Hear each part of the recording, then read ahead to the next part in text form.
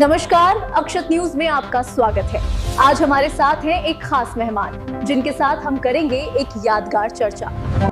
आज हमारे साथ ध्यानचंद जी, जो मेजर जादूगर कीर्ति थे हॉकी के, उनके पुत्र हमारे साथ अशोक ध्यानचंद जी हैं। आज हम उनसे बात करेंगे क्योंकि लंबे अंतराल के साथ यहाँ पर जो टूर्नामेंट हो रहा है, क्योंकि एक उत्साह देखा गया है। यहाँ पर रूस की टीम भी खेली है, इंडियन टीम भी खेली है, मलेशिया जैसी बड़ी टीमों ने भी यहाँ पर मैच खेला है। क्या कहना चाहेंगे सबसे?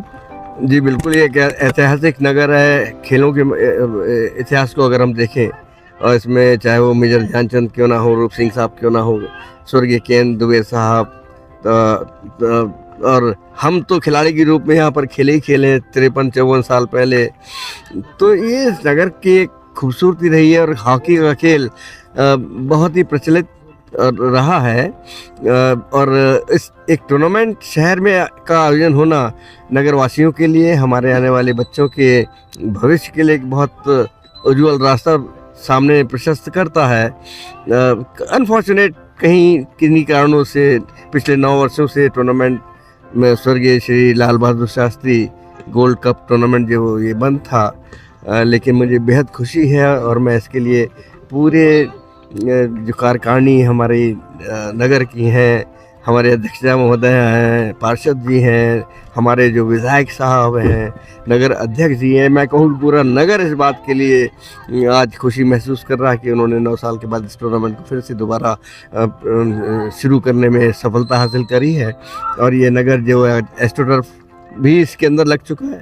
पहले एक मैदानी यहाँ पर ग्राउंड हुआ करती थी, आज हम देख रहे तो ये चीज़ें बढ़ती जा रही हैं।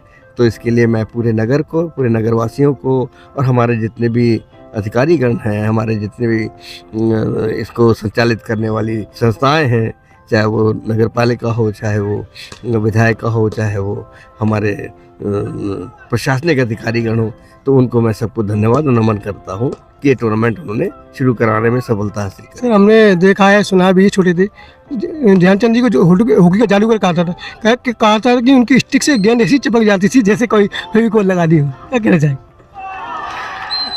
जी देखिए, ये इस बात का तो हमारे परिवार को, और मैं समझता हूँ जो भी भारतीय है उसको फक्र होना चाहिए कि एक ऐसा छोटा सा इंसान भारत का जो 1926 से खेलना शुरू किया, उसने एक खेल को इतने उरोस पर, इतनी ऊंचाई तक पहुंचा दिया, और देखने वालों को मुंह से वाहवाही के साथ साथ ये निकलने लग गया कि इसकी हॉकी के अंदर कुछ करिश्मा है, इसके अंदर कुछ जादू है, इसको जादूगर कहा जाना लग गया।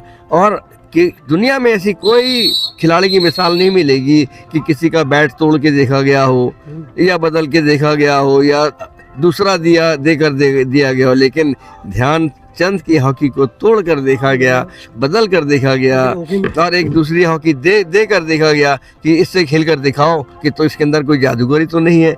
वो सिर्फ ध्यानचंद, उसकी चमत्कारिक खेल था।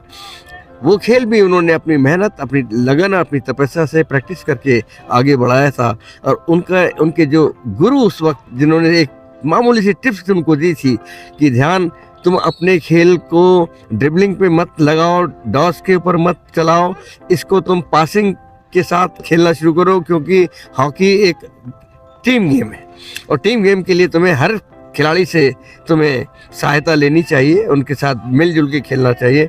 ध्यान सिंह ने वो चीज़ अपने दिमाग में रख ली, और उसके बाद से ये 1921 की बात है, उसके बाद से उन्होंने जो खेलना शुरू किया, तो वो ध्यान सिंह से ध्यानचंद बने, हॉकी खिलाड़ी से हॉकी जादूगर बने।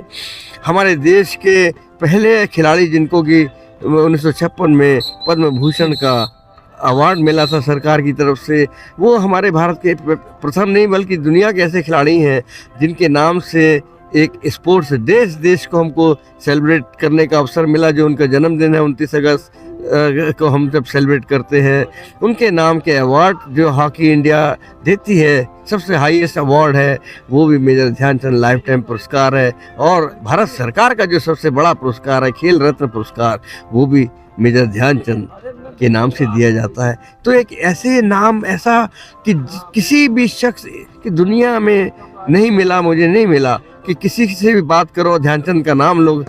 कल मैं शाम को जब सर्किट हाउस में पहुंचा, छोटा सा एग्जांपल देता हूँ, सर्किट हाउस से पहुंचा, जो हमको खाना सर्व कर रहे थे, जो हमको खाना खिला रहे थे, तो उनको जब पता लगा कि मैं उनका बेटा हूं, तो उन्होंने उनके बारे में कहानी सुनानी शुरू कर दी। कौन वो जो हमको खाना खिला रहे थे यहाँ के? क्या अरे आपके पिता तो जादूगर थे, आपके पिता के तो हमने सुना है और ऐसा थे और वैसा करते थे। तो एक आदमी जो जन के दिल के अंदर बसा है, एक भारतीय खिलाड़ी होने के नाते, ये बड़ी अनूठी बात है। मैं तो उनके परिवार का हूँ, लेकिन मुझे लगता है कि नहीं, वो शख्सियतें एक अलग कहीं से अपनी आशीर्वाद लेके किसी का इस दुनिया में आए, जिनकी वजह से उनको बहुत बहुत सफलता हासिल हुई है। उन्होंने अपने जीवन में 1500 गोल किए, 1500 गोल। इतने कई खिलाड़ी जो क्रिकेट के रन नहीं बना पाते हैं। 500 से ऊपर के गोल उनके इंटरनेशनल हैं, 500 से ऊपर के गोल इंटरनेशनल। तो ये रिकॉर्ड कौन तोड़ने वाला है? ये लेकिन रिकॉर्ड बनाने के लिए नहीं खेले आते, तोड़ने के लिए, जीतने के लिए। रिकॉर्ड टीम जीते, आप रिकॉर्ड बनाओ, इनाम दिया गया। रिकॉर्ड अपने आप बनते चले जाते हैं, लेकिन हमको जीत हासिल हो, चाहे वो 1 गोल की जीत हो, चाहे वो 10 गोल की जीत हो। 24-1 से अमेरिका को 1932 में हराने वाली भारतीय हॉकी टीम के 2 सदस्य, 2 भाई, जिसके अंदर 10 गोल कैप्टन रूप सिंह के, 8 गोल ध्यानचंद के। ये कोई छोटी बात है। ग्वालियर में जो रूप सिंह स्टेडियम उन्हीं के नाम से होगा शायद। हाँ, उनके नाम से है, लेकिन मैं क्योंकि परिवार का सदस्य हूँ, लेकिन मुझे इस बात का अफसोस भी रहा, इस बात का, इतने हमारे बड़े खिलाड़ी जब वो जिंदा थे, तो एक छोटे से मकान में, वहाँ किराए के मकान में उन्होंने अपना जीवन गुजारा। तो लगता है कि नहीं कि इनका महत्व जो हमको देना चाहिए, हमको ज़रूर उन शख्सियत को देना चाहिए, क्योंकि खेलने के बाद उसकी गरिमा, उसका इम्पैक्ट किसी भी खिलाड़ी का, वो ज़्यादा इम्पोर्टेंट हो जाता है कि इसके बच्चे क्या कर रहे हैं। अब मैं गोल्ड मेडल लेकर आ जाऊं, उसके बाद मेरे परिवार जो है वो छिन-मिन हो जाए, तो वो ऐसी बातें हमको दूर करने की आवश्यकता है। और मैं समझता हूं हमको एक अफसोस जरूर है कि भारत रत्न जो मिलना चाहिए वो अभी तक वंचित रहा है। क्यों सरकार इतना सोचे? क्योंकि जबकि हमने क्रिकेट में भारत रत्न का पुरस्कार दे दिया, हाँ। जबकि हमारे हॉकी के जादूगर इतने महान खिलाड़ी रहे, उनको अभी तक नहीं मिल पाया। आखिर क्यों? अब तो मोदी जी भी आ गए, उनको भी सोचना चाहिए, क्योंकि वो खुद को जिस तरह बढ़ावा दे रहे हैं। बिल्कुल मैं इस बात को लेके चलता हूँ। जिनके नाम का एक स्टेडियम, जो पहले हमारा नेशनल स्टेडियम हुआ करता था, प्राइड भारत का, जो पहला, जिस पर हम कहें एशियन गेम्स हमने सेलिब्रेट किया, जहाँ पर ये जो हमारी परेड है पहले वहीं पर होती थी भारत की, उस स्टेडियम में ही, उसका नाम बदल के मेजर ध्यानचंद स्टेडियम करना शख्सियत को बढ़ाना है। आप उनके जन्मदिन को राष्ट्रीय खेल दिवस करते हैं, उनकी शख्सियत को बढ़ाते हैं। शख्सियत नहीं, आने वाली जनरेशन को इंस्पायर करने के लिए हम करते हैं। उस ध्यानचंद ने जो एक सिपाही से मेजर के पद तक है, जो बड़ी अनूठी बात है आर्मी के अंदर। एक मामूली से सिपाही नहीं चल जा सकता, एक उसकी एज बार होती है, तो वहाँ तक गए हैं। उनको तरह तरह के कई 100-150 तो स्टेडियम बने हैं।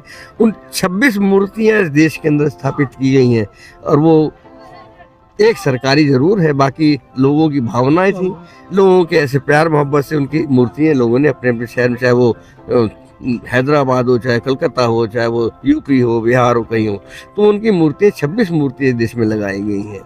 तो ऐसे कद्दावर खिलाड़ी को के साथ इस तरह की जो बात हम सोचते हैं, उस अवार्ड से बढ़कर तो नाम है ही वो, तो इसमें तो कोई दो राय नहीं है। लेकिन वो अवार्ड जब इनको कभी दिया जाएगा, ऐसी उम्मीद करता हूँ मिलेगा, तो अवार्ड के साथ साथ हकदार भी है वो इसके तो देना चाहिए। ये तो मैं मानता हूँ, उनको अवार्ड को तो सरकार को देना चाहिए। दो शब्दों में अपने गुनाह के खिलाड़ियों को क्या संदेश? बिल्कुल बिल्कुल, ये मेरे लिए मैंने कहा ना कि मैं 53 साल पहले पर वही भाव, वही खिलाड़ी के प्रति आत्मीयता।